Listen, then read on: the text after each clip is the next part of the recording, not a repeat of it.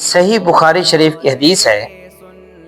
رسول اللہ صلی اللہ علیہ وسلم کی ذات اطہر نے ایک فاحشہ عورت کا واقعہ بیان کیا۔ ایک عورت تھی آزاد خیال، فاحشہ، غلط چال چلن عورت تھی، لیکن اس نے دیکھا کہ ایک کتا پیاسا ہے۔ اس نے اپنا موزہ کنویں کے اندر ڈالا اپنے دوپٹے کے ساتھ باندھ کر،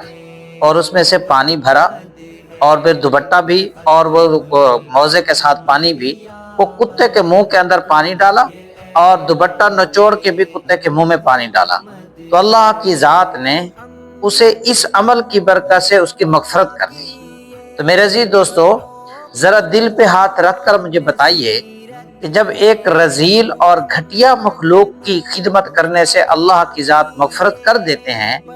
تو اپنے والدین کی خدمت کرنے سے کیا اللہ کی ذات مغفرت